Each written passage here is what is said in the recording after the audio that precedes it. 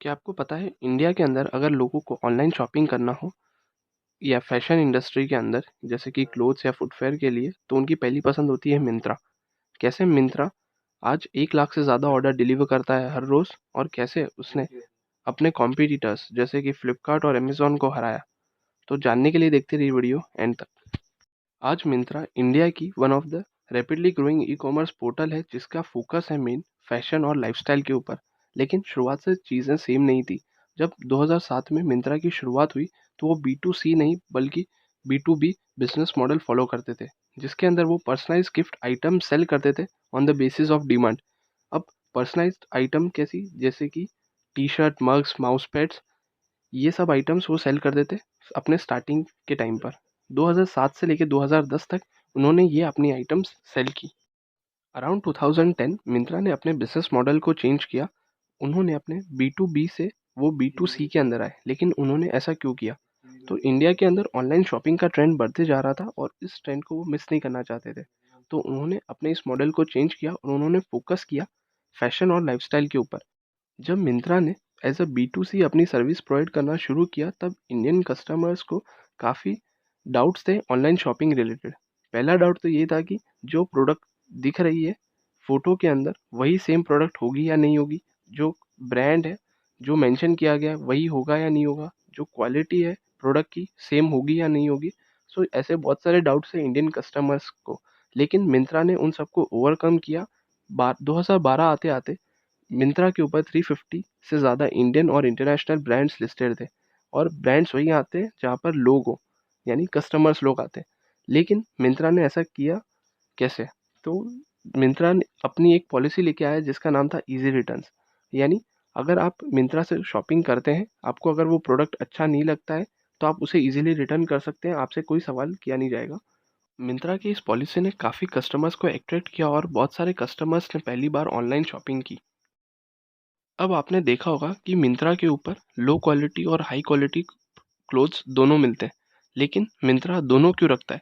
तो basically buyers to type के होते हैं। पहले वो जो कि ब्रांडेड अच्छी क्वालिटी के गुड्स पहनते हैं, वहीं दूसरे होते हैं जो जिन्हें ब्रांड और क्वालिटी से कोई मतलब नहीं होता, अगर जिनको प्राइस अगर सही मिल जाए तो वो क्लोथ्स बाय कर लेते हैं। तो मिंत्रा अपने दोनों टाइप के कस्टमर्स का ध्यान रखता है।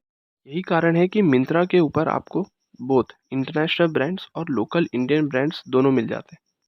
मिंत्रा ने इंडियन फैशन इंडस्ट्री को कम्प्लीटली रिवोल्यूशनाइज कर दिया था। इसी के कारण 2014 के अंदर फ्लिपकार्ट ने मिंत्रा को एक्वायर किया $280 मिलियन में, यानी तकरीबन 2000 करोड़ रुपीस। इस एक्विजिशन के बाद भी फ्लिपकार्ट और मिंत्रा एज अ अलग अलग एंटिटी काम कर रहे हैं, लेकिन इन दोनों ने साथ में मिलकर एक कंपनी की तरह काम क्यों नहीं किया? तो इसके पीछे के दो रीजन हो सकते हैं। पहला, इनका बिजनेस मॉडल है वो कम्प्लीटली डिफरेंट है एक दूसरे से। सेकंड, इनकी ब्रांड आइडेंटिटी। रीजन नंबर 1 की बात करें तो जो बिजनेस मॉडल है फ्लिपकार्ट का वो है मार्केट प्लेस्ड मॉडल, जिसके अंदर जब सेलर्स को ऑर्डर मिलता है तो वो अपना जो प्रोडक्ट है वो सेंड करते हैं फ्लिपकार्ट के वेयर हाउस पर और वहाँ से वो जाता है बायर्स पे। लेकिन जो मिंत्रा बिजनेस मॉडल फॉलो करता है उसका नाम है इन्वेंट्री बेस्ड मॉडल, जिसके अंदर ये फ्लिपकार्ट जैसा बिल्कुल भी नहीं है। इसके अंदर जो सेलर्स हैं वो पहले अपना जो सारी इन्वेंट्री है वो मिंत्रा के वेयर हाउस पे पहले ही सेंड कर देते हैं।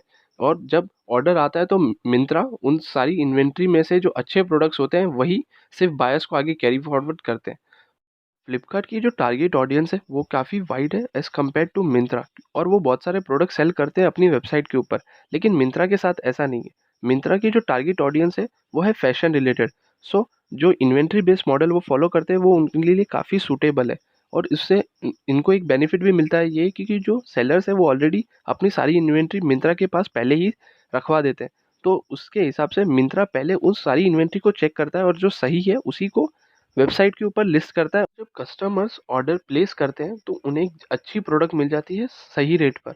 तो इससे एक फ़ायदा ये भी होता है, जो मिंत्रा के जो रिटर्न्स होते हैं वो काफ़ी कम होते हैं एज़ कम्पेयर टू फ्लिपकार्ट, क्योंकि ऑलरेडी मिंत्रा के अंदर ऑलरेडी प्रोडक्ट को पहले ही अच्छे से देख लिया होता है और उसी के बाद अच्छे प्रोडक्ट को ही वो लिस्ट करते हैं। तो इससे कस्टमर्स भी खुश रहते हैं और कंपनी के रिटर्न्स भी कम हो जाते हैं। अब फ्लिपकार्ट के साथ ऐसा नहीं है, क्योंकि फ्लिपकार्ट के अंदर जो सेलर्स हैं वो प्रोडक्ट को डायरेक्टली वेयरहाउस में डालते हैं और वहाँ पे फ्लिपकार्ट उस प्रोडक्ट को चेक नहीं करता और डायरेक्ट कस्टमर्स को सेंड कर देता है।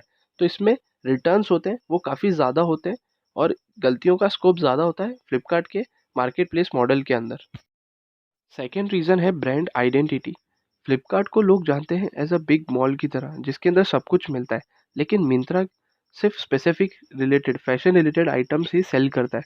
तो अगर इन दोनों का मर्जर होता तो लोग काफ़ी कंफ्यूज हो जाते। जो फ्लिपकार्ट की और मिंत्रा की स्ट्रेंथ्स है वो इनके लिए वीकनेसेस भी बन सकती थी, और जो कस्टमर्स हैं इनके वो दूसरे प्लेटफॉर्म्स जो ई कॉमर्स प्लेटफॉर्म है जैसे कि अमेजोन एक्सेट्रा इनकी तरफ स्विच हो सकते थे। तो इन्होंने ये सोच के मर्ज नहीं किया और as a separate entity in दोनों कंपनियों को चलाया। ई कॉमर्स इंडस्ट्री एक ऐसी इंडस्ट्री है जिसके अंदर कस्टमर सेटिस्फेक्शन एक इम्पॉर्टेंट रोल प्ले करता है।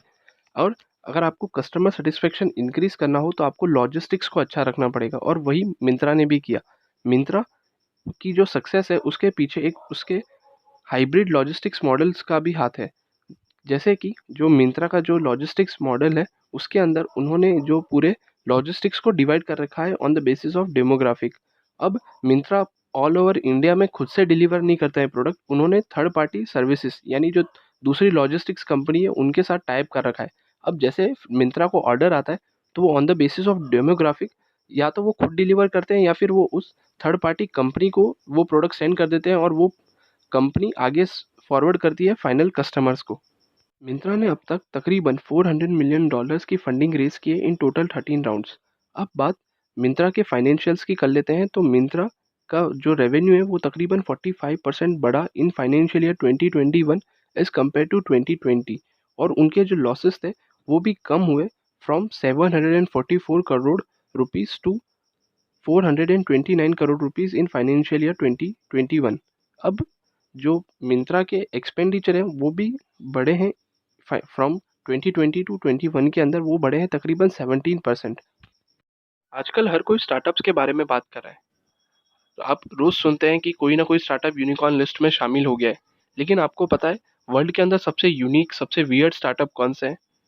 अगर आपको नहीं पता तो वीडियो की लिंक डिस्क्रिप्शन में है, जाकर देखिए उस वीडियो को। आज की वीडियो में बस इतना ही, मिलते हैं अगली वीडियो में। Thank you so much.